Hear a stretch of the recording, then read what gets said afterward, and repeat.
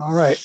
Hi, everyone. Welcome to another episode of the Dimension Fold YouTube channel. And we're always interested in talking about weird and wild theories and whatnot. So today we have a special guest, Katherine Chiljan, who is an expert on, of all things, William Shakespeare and his plays. And you probably don't know, because I was not aware of this, but apparently there is a lot of, I guess, some discrepancies and some debate as to the authorship of these famous plays that many of us know and love. And you probably know and love them, even if you don't know that you do, because so many of today's movies and other novels are based on Shakespeare's plays and his storylines, and they keep popping up in all kinds of fiction everywhere you look. So, Katherine, what is the deal with this? I guess, first of all, so I didn't realize that there was any kind of debate, I guess, or what. So maybe let us know how, like, what is that? What's that about? And maybe how you got into it. Yeah, the debate is about whether the accepted Shakespeare, the person born in Stratford-on-Avon, which is a very big tourist attraction when one goes to England, was that really the man who wrote the great Shakespeare works? And there's a lot of controversy because so little is known about this man from Stratford, his life. And when you look at the Shakespeare plays, there's a kind of a disconnect.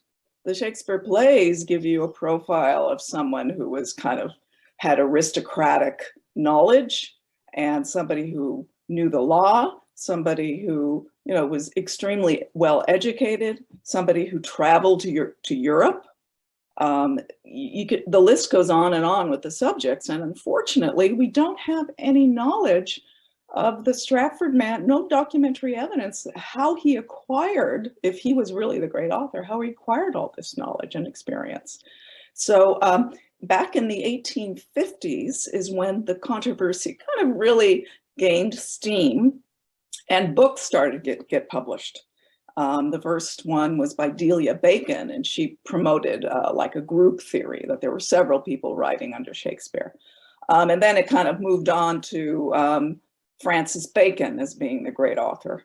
And they did a lot of good research. They really dispelled the case for the man born in Stratford. So, but Bacon really himself was kind of not the most accepted I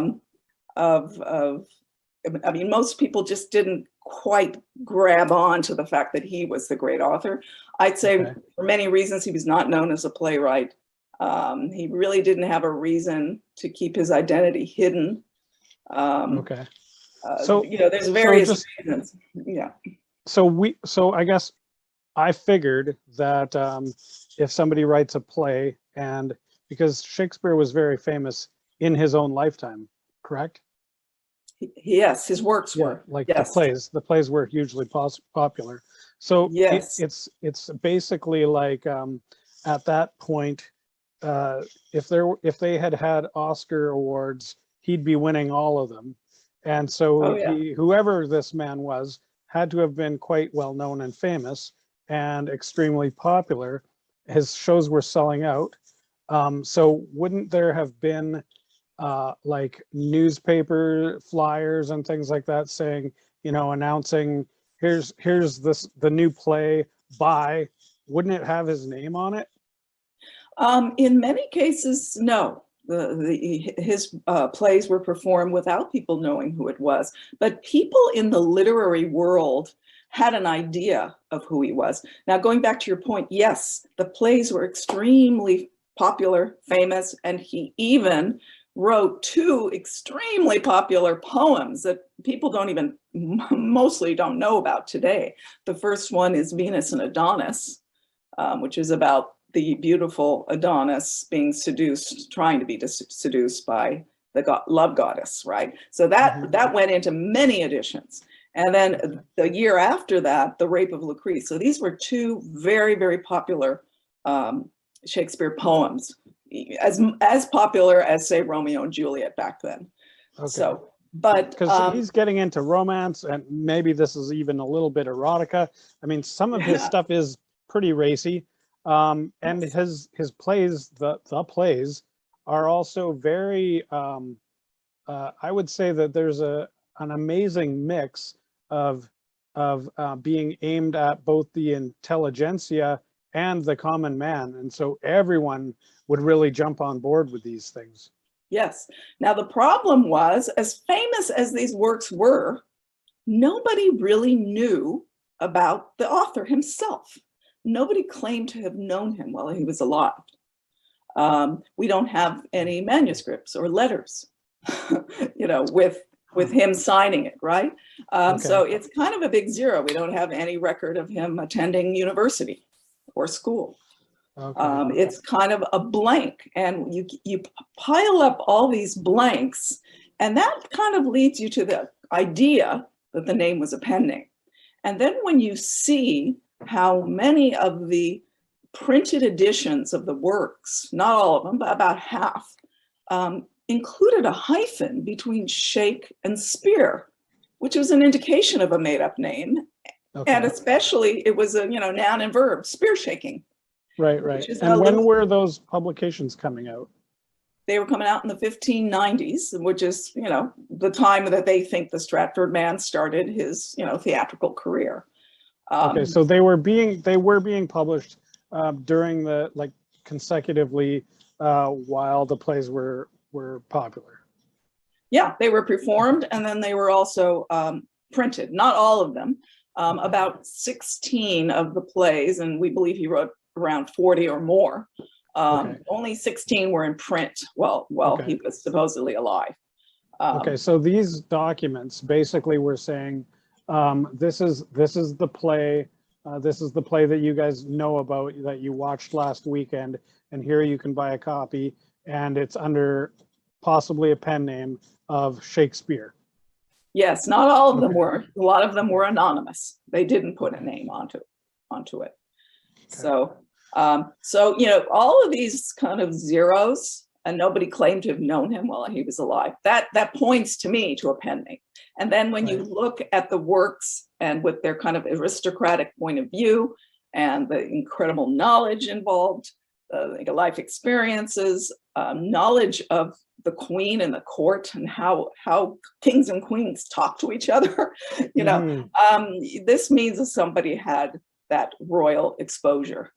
And would you think that it would be, just thinking about in terms of motive, if someone were a high-ranking courtier, or some kind of official, or even part of the queen's entourage in some way, and maybe it would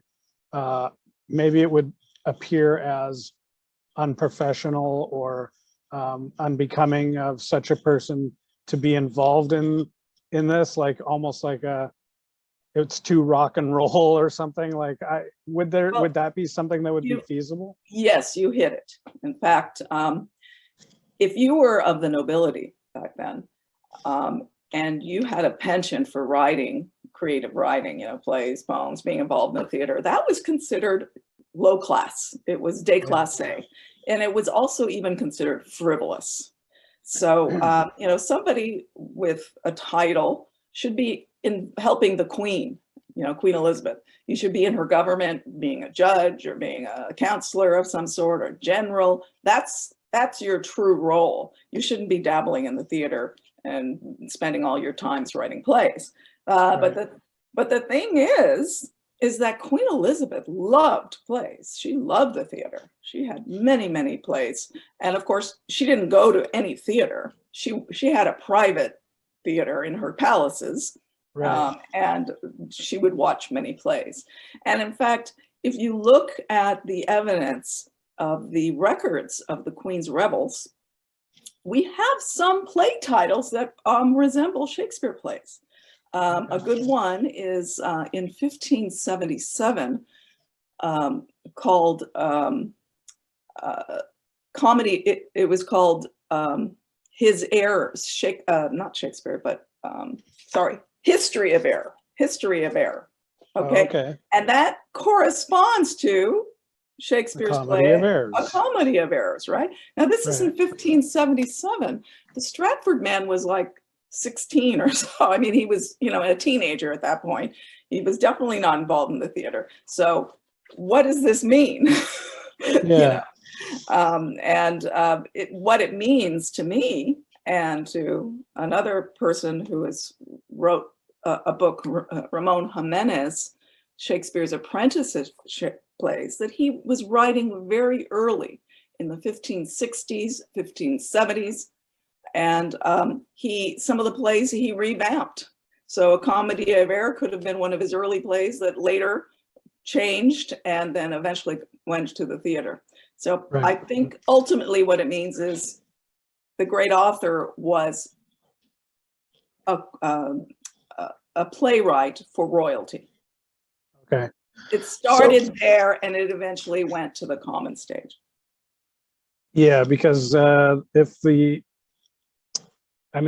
everyone was loving it, then they would have wanted to take it to a broader audience. Yes. Yeah.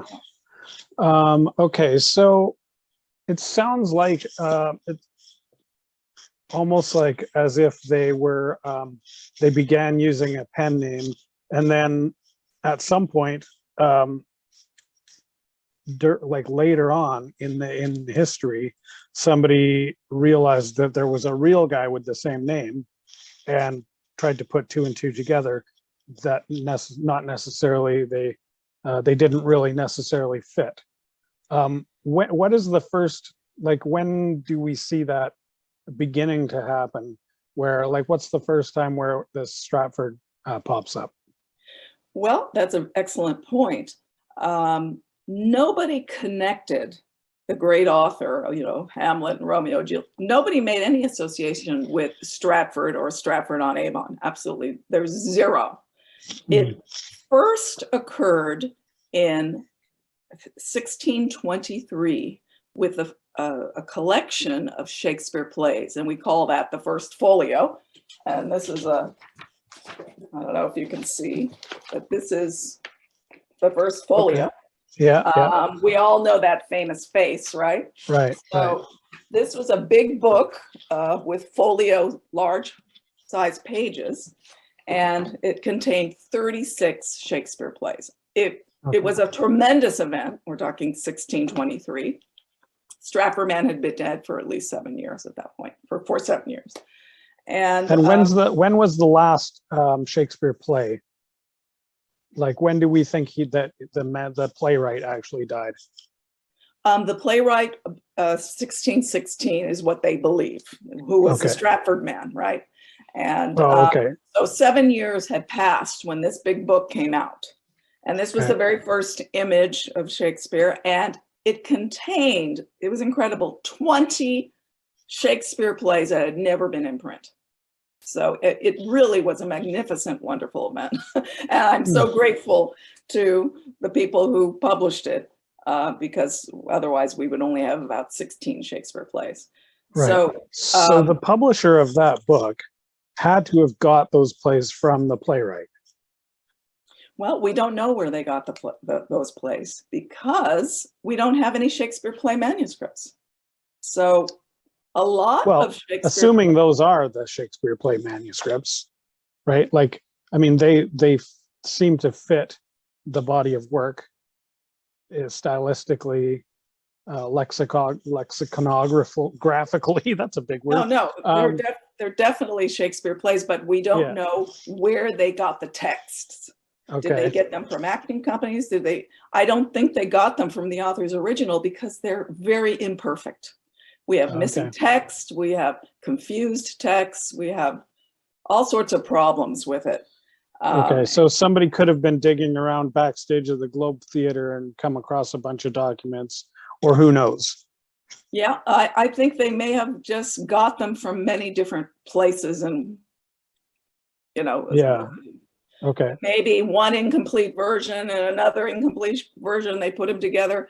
A lot of the plays were from the previously printed works. Yeah. So it's kind of a mess. And in my opinion, ultimately, the plays, we've never really read the real Shakespeare plays because we haven't looked at the real final manuscript of any Shakespeare play.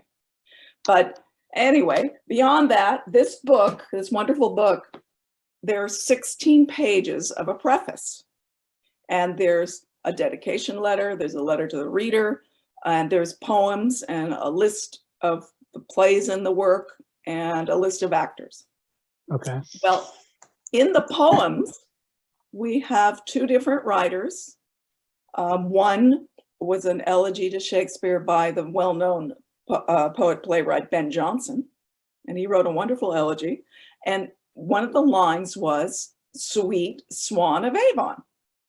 That was a reference to Shakespeare, Sweet Swan of Avon. That's what he called him. Okay. I'm sure we've all heard that line before at some point. And then you go a few pages later, and another author wrote another little poem to Shakespeare, and he refers to Shakespeare's Stratford Monument.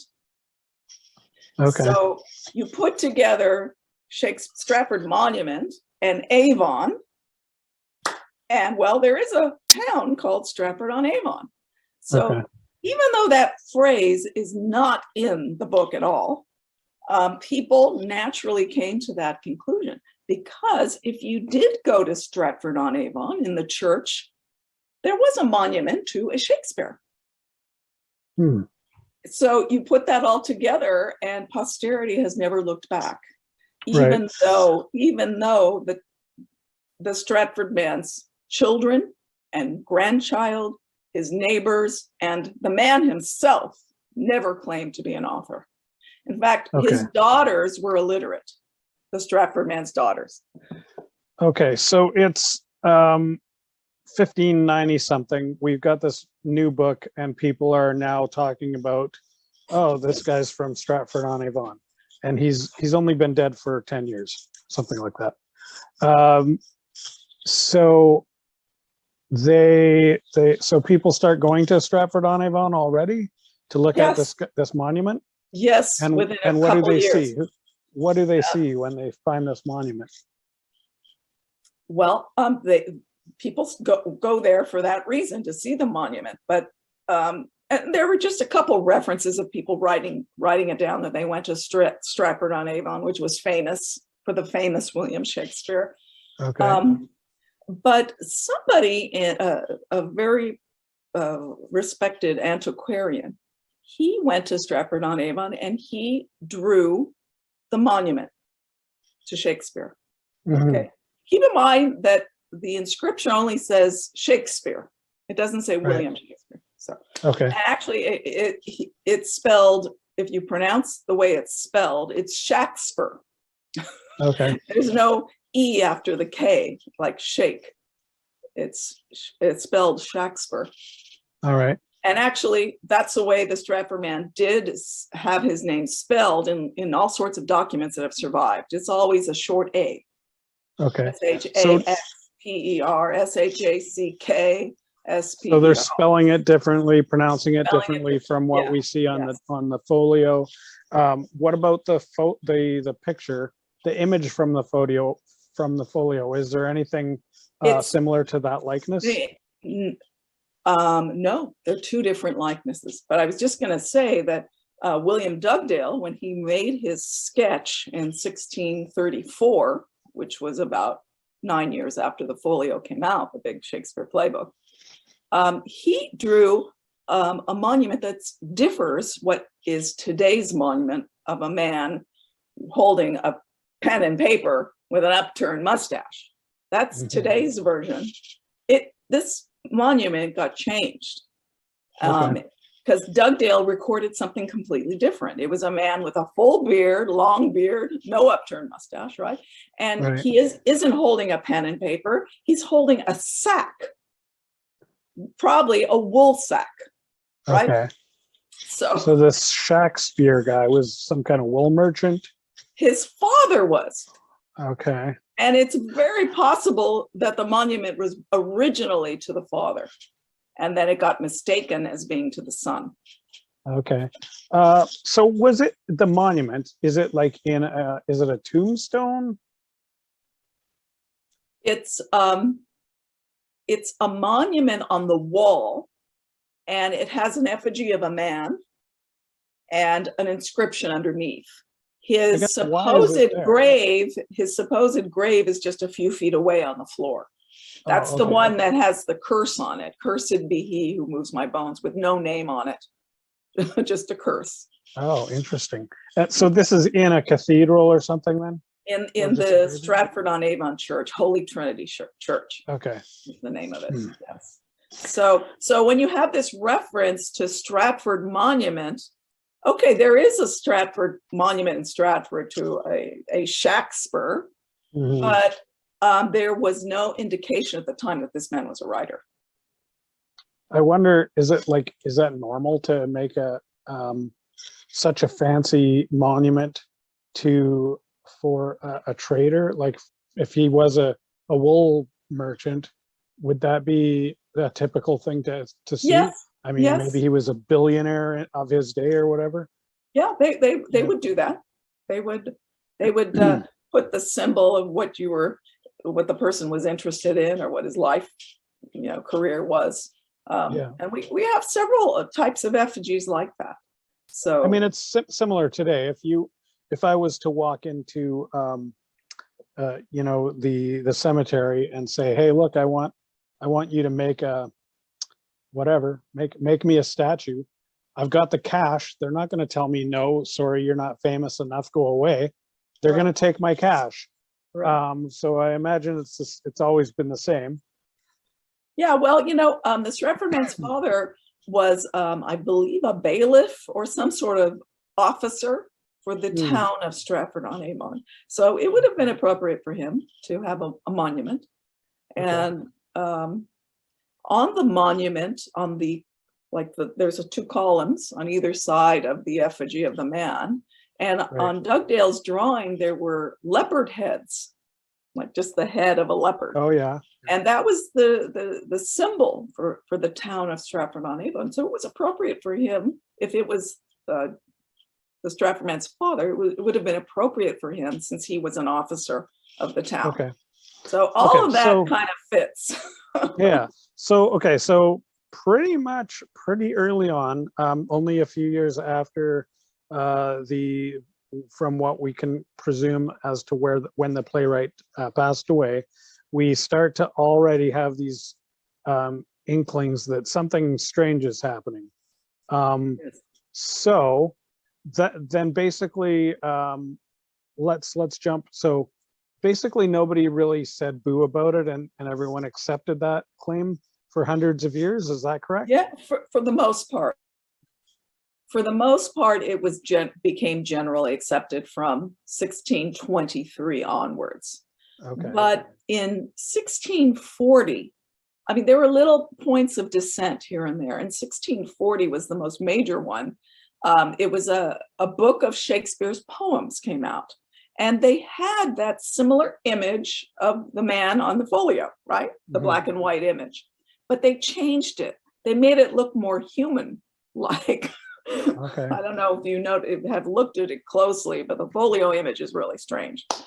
So that they put that image, and underneath it, they put this line that said, "This shadow is renowned Shakespeare," with a question mark. The soul of the age, question mark. Well, soul of the age was in Ben Jonson's elegy to Shakespeare in the folio. That was his line. So he was questioning Ben Jonson. At that point, Jonson was dead, but he was questioning, this is really William Shakespeare. So they were like, I'm not buying this depiction. Yes, this was very early, 1640. So there Okay, were I'll other get you ones. to send me links later on and I can add Yeah. those images in. Yes. Okay, so this is interesting. So because yeah, if he had been using a pseudonym, surely there were someone who knew the real identity. Whether it would only be a close friend and maybe that's maybe that's this guy. I don't know, but like, so if this was all not a cover up necessarily, but if it was a case of a pseudonym, there had to be a reason for that. And if there were a reason, well, what do you think the reason was? Do you have Well, any thoughts on that? well, I think that, I mean, maybe jumping ahead, but I believe that the Earl of Oxford, Edward de Vere, 17th Earl of Oxford, was the true author. And, you know, as we mentioned, an aristocrat with a proud family name like the Earl of Oxford, he was the 17th in a line of earls. And back then, you know, they were like the first and the second earl, but he was the 17th. So let me just pause for one sec. So basically, and we kind of already touched on this, is that maybe there was somebody who was too high class to be involved in this stuff.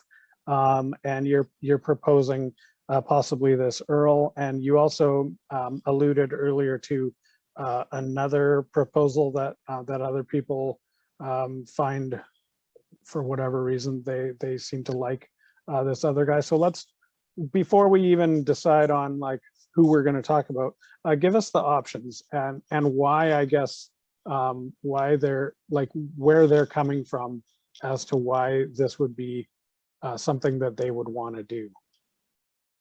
Well,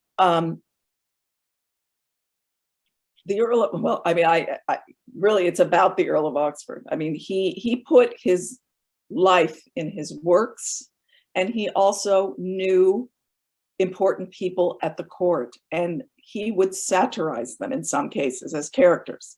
Okay. So he needed to write, he didn't want it to be known that he was a creative writer in his lifetime, right? Okay. After he died, it would have been perfectly acceptable for somebody of high rank who was playing around at the theater and stuff like that to it be acknowledged. And we have a perfect example of this. That was Sir Philip Sidney. He was a courtier poet, and he wrote many great works, and none of them were published in his lifetime with his name on it. After he died, his own sister, she was a countess, his sister published her brother's works. So it was perfectly acceptable after one dies. Right. That's and why what this year was that? weird. For Philip Sidney. Yeah, was that before Shakespeare or after? It was during the period. He died in 1586. Okay. And then his sister, I think it was 1595, published one of his works, the Arcadia, one of his great works. So we have that makes sense to me. Yes. I mean, it does make sense. Like if you're, especially like you say, he's satirizing the people that he works with, presumably, and they probably didn't have the same types of freedom of expression that we enjoy and are privileged with today. Whereas basically if somebody doesn't like what we say, well, we're the victim somehow. Whereas you know, things were probably different then, and there used to be things not even recently, as a couple of generations ago, there used to be things like slander and libel, which we seem to have forgotten about. But back then, they were certainly a big deal and could probably get you killed or excommunicated or exiled, or any number of bad things could happen. So it does make a lot of sense that if one were sort of revealing the secrets of the Queen's court, you might want to do that anonymously. Well, the perfect example is Polonius in Hamlet. He's the king's counselor. Mhm. And historians for over 100 years have said this is a portrayal of William Cecil, Lord Burleigh, who was Queen Elizabeth I's top counselor, right? Okay. He really was running England pretty much with her. And how could one satirize the most powerful man in England? It was not, I mean, it wasn't a mean portrayal. It was kind of a lampooning of him. How could you get away with that? You had to have been somebody who not only knew him, right, to be able to satirize him, but was powerful enough to not get in trouble. And there's many examples of, I mentioned Ben Jonson, John Marston, George Chapman, Thomas Nash. These were all writers who were thrown in prison, or, you know, whose lives were ruined because of their writing. So, you know, it wasn't just easy. It wasn't open to society, as you mentioned. Another incredible example is the Essex Rebellion in 1601. The Earl of Essex tried to take control of the throne. He started an uprising, and he wanted to get rid of Robert Cecil, in other words, who he thought was controlling the Queen. Well, it failed, and I guess Cecil knew about it and kind of captured him in a way. But the Earl of Essex got his head chopped off. And in the investigation, they investigated some actors who performed Richard II the night before the rebellion. Oh. And why Richard II? Why was that put on? And it was put on by the Earl of Essex's supporters. They were paid to do this because it showed a monarch being deposed. Right. It was if they were trying to warm up the Londoners for a revolution. So, as I mentioned, they did interview some of the actors, but they never interviewed the writer of this play, William Shakespeare. Right? Because they couldn't find him. He got another pass. He got another pass, whoever he was. Right. So it's incredible. Whoever was writing these plays, he had royal support. He had very high support. Right. So, I mean, that is a really good example right there, because if you're looking to kill a guy and you've got, I mean, it's the Queen, the bloody Queen of England has like literally the most powerful person in the world. We're at the peak of the British Empire, and yet they can't track down this one particular man. So, but there must have been rumors about his identity. Well, the literary world knew that he was somebody who was a courtier, who, you know, they knew that he was writing anonymously. The Queen knew who he was because he was entertaining her with these plays. Right. As I mentioned, these were really court plays that eventually got onto the common stage. Yeah. So he must have met the Queen. Of course, he knew the Queen very well. The Earl of Oxford, we know that. In fact, the Earl of Oxford was her favorite in 1570 when he was 21 years old, 22. He was very popular with the Queen. Okay, so is this really just plausible deniability?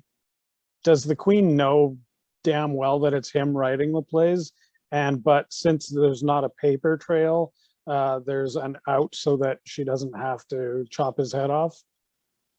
Yeah, there you go. Yes. Yeah. Yes. Yeah, I mean, it seems like almost you could even make the argument that that the material was already vetted by the Queen, especially if the performances were often done in the Queen's court before going to the public forum. That material would have already been known to the Queen that was what was going to be released. So maybe maybe the queen was almost in on it in a way where she would be like, haha, that was a sick burn on those earls. Yeah, do it. That's hilarious. Right. And Yeah. because he wasn't necessarily making fun of her directly. And She was so a it was, character. She was a yeah, character actually in some of her plays, but of course, a heroic one, like of course, right? Portia, like Oh, Portia well, in yeah. Merchant of Venice. Yeah. So he's a satiricist, but he's not an idiot. So he's not going to bite the hand that feeds him. Right. So that kind of does indicate almost, at least circumstantially, that that perhaps the queen was in on it. Well, here is another wonderful piece of circumstantial evidence for the Earl of Oxford. In 1586, the Queen granted him a £1,000 per year annuity, a stipend, Wow.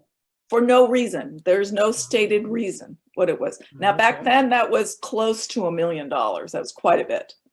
Okay. So we think it was having to do with the Shakespeare plays. Perhaps compensation because he entertained her for so many years, probably out of his own funds. He had a company of actors, by the way, and he also held the lease on a private theater.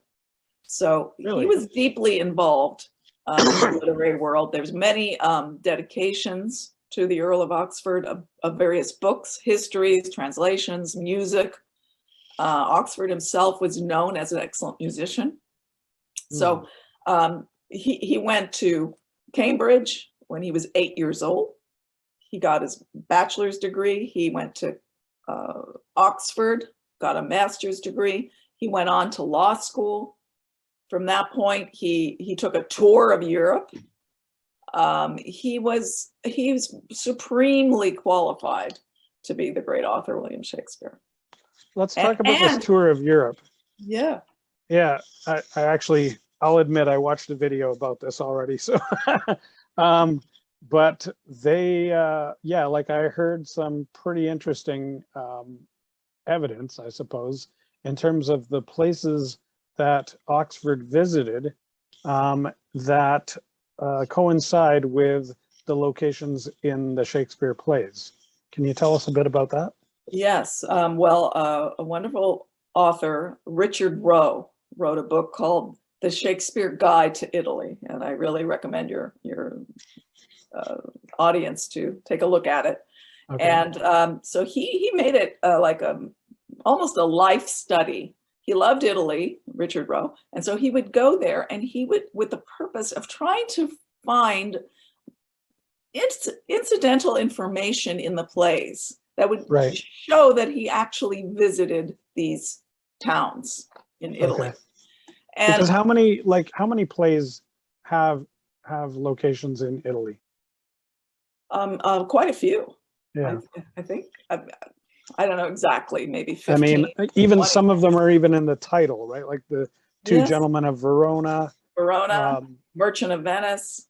Right. And Othello takes place in Venice. Right. Yeah. So I mean, I can just, yeah. Did William of Avon ever go to Italy? As far as we know, no. There's no record or document. You needed permission to leave the country, and as far as we know, he didn't. Okay. So, but the Earl of Oxford, we know he took the grand tour when he was about 25, and we know many of the towns he visited because he wrote letters from them to his father-in-law, who was Lord Burleigh, the person we mentioned who was satirized in Hamlet. Is Burleigh the same as Cecil? Or yeah. What's the connection there? Yeah. Same guy? Cecil is the family name. His name was William Cecil. His title was Lord Burleigh. Okay. So the Earl of Oxford, his name is Edward de Vere. His title, the Earl of Oxford. Okay. So yeah. So there's one great example with Verona, and Richard Roe wanted to see, there was a mention outside the western gate or western wall of sycamore trees. Now this had nothing to do with the plot. It was just mentioned there that's where Romeo, we're talking Romeo and Juliet, that's where he was at that moment. Where is he? Oh, he's, you know, near the sycamore trees of the whatever. So Richard Roe went there, and sure enough, at the western gate were sycamore trees. Now, this is not something that you would expect to find in some sort of travel book, right? Right. It's just an incident. I wonder how rare a several sycamore others. tree is. I know it shows up in the book of Matthew as well in the Bible, but other than that, so it's the only two places that I've heard of having sycamore trees. But I'm Yeah. sure if there's I'm sure they must be, you know, widely spread around the world if they're in Italy and Israel. But yet, why make a point of it? Exactly. So, I mean, that's one small example. The book, Richard Roe's book, is filled with other ones. So it shows for sure. I mean, he doesn't go into the authorship question. He's only saying that the great author knew Italy extremely well. He was there, right? So yeah, and well, that's that the right thing off is, the bat dismisses the Stratford man. So yeah, well, it seems to. I mean, we don't know. We can't prove that he never went there. But yeah, like you said, if there would have been, if they needed permission from the Queen or the court, there would be some kind of records of that, presumably. yes. Yeah. Yes. Do we have the records of, well, we do. Yeah, I think you already said we've found the records of the Earl.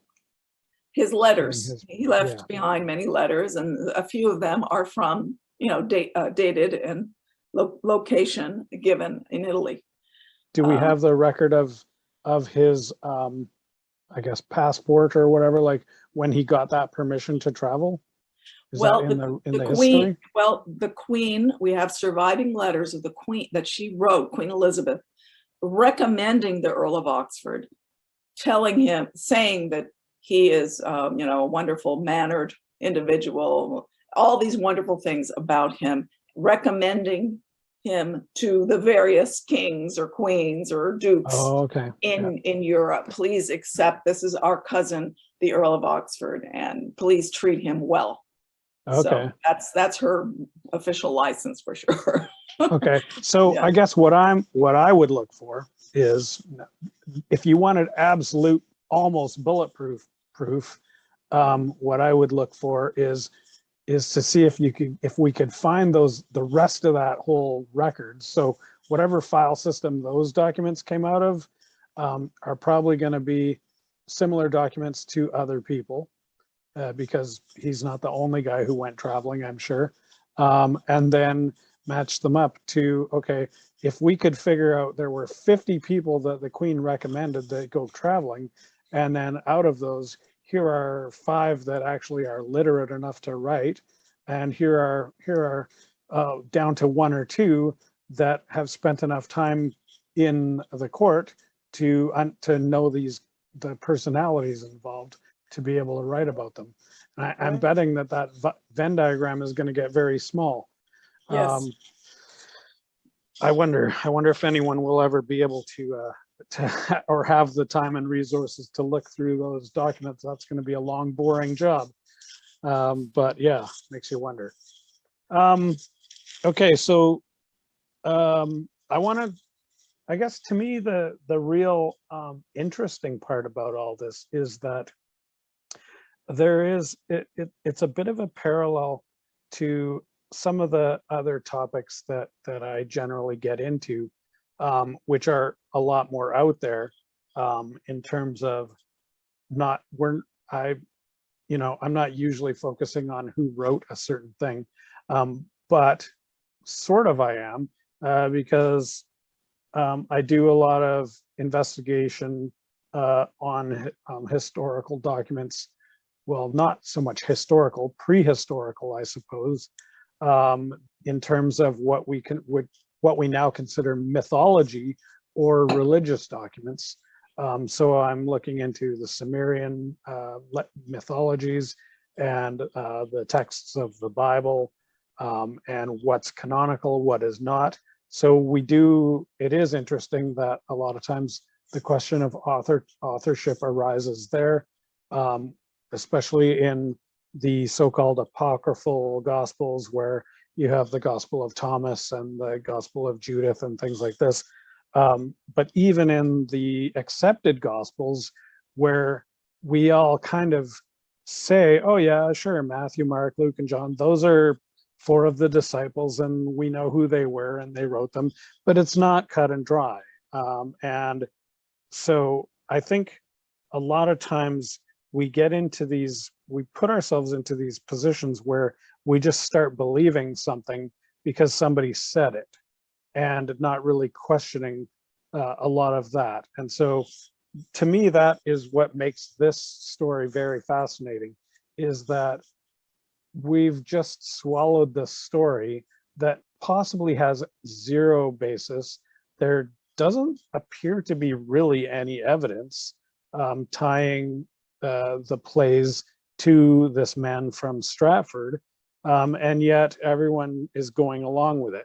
And it seems to me that originally people went along with it knowing that it was wrong, but because they knew that there was some reason for doing this, and because we've lost that reason along the way, it eventually just became standard practice to say, yeah, this isn't the thing, and it's preposterous to suggest anything else. Right. Which is, well, you know, that there is one other point to this, is during this period where we're talking of 1590s, say, there were two William Shakespeares. There was the man from Stratford. He was involved with the theater. I'm not going to put him down. I didn't mention that yet, but he definitely was involved. But in my opinion, he was just a financier. The earliest record of the Stratford man in London was as a moneylender. And then a few years later, there's a record of him receiving a payment with two actors for a performance from the Queen, right? He was one of the receivers of money. So that again is financial. And then in 1599, he was listed as a Globe Theatre shareholder. And then a few years later, another theater. So he was definitely involved in the theater, but there was no evidence that he was a writer or that he was educated. So, so that made the decoy even more, you know, like almost to make more it dubious. right. Yeah. Devious. To make it pass off that yes, there was a William Shakespeare involved in the theater.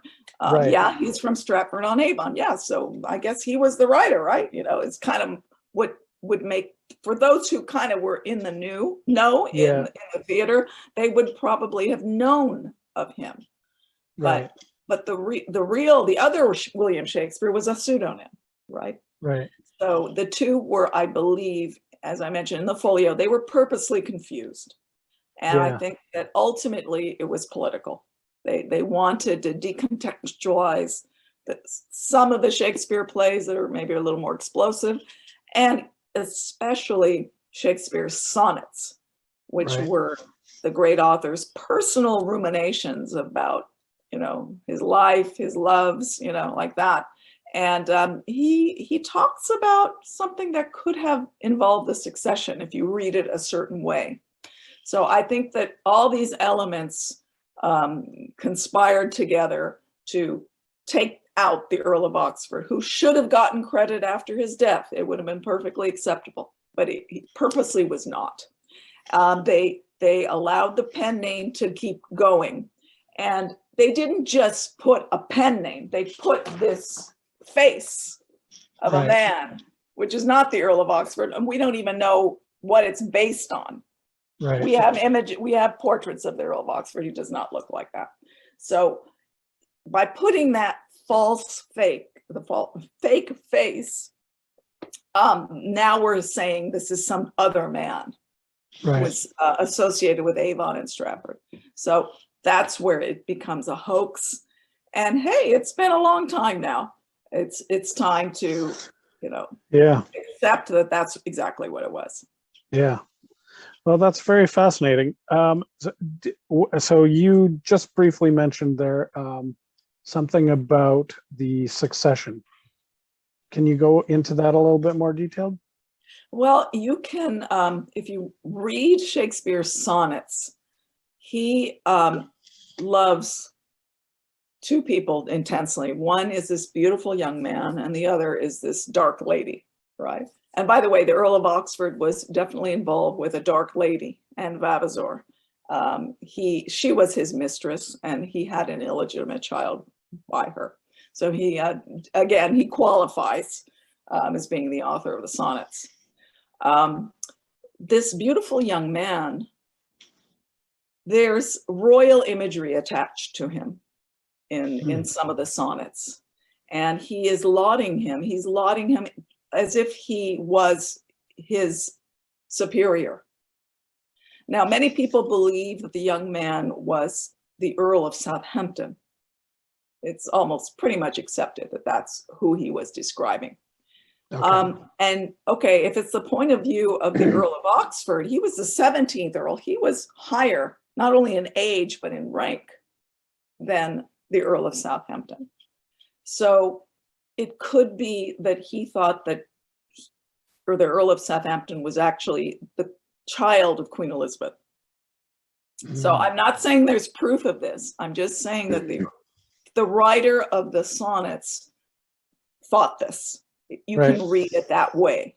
You can read it that way. People read it in other ways, fine, but that's my take on it. Could it be that Oxford had an affair with the Queen and this other Earl was the resulting bastard child? It could have been, yes. Yeah. And as I mentioned, he was in great favor with the Queen, and she saw a lot of him. So it could have happened. Unfortunately, the Earl of Southampton was allied with the Earl of Essex, the man who tried to do this rebellion against the Queen. Oh, and yeah. He was the second highest involved. The Earl of Essex had his head chopped off, but Southampton was spared for some reason.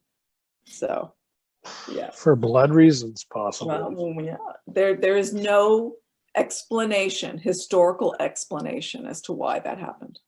Right. Because he was just as guilty. So this man was spared and the playwright was also spared. Right. There you go. Interesting. Yeah. Okay. Well, I think unless you have anything else you want to cover, I think maybe we'll wrap that up. Okay. It's been very fascinating. Thank you for sharing this with us. Tell us about your book and where we can find it. Yeah, it's called Shakespeare Suppressed, The Uncensored Truth About Shakespeare and His Works. It's in its second edition. You can find it on my website, and you can buy it through me directly, or you can go to Amazon and get it there.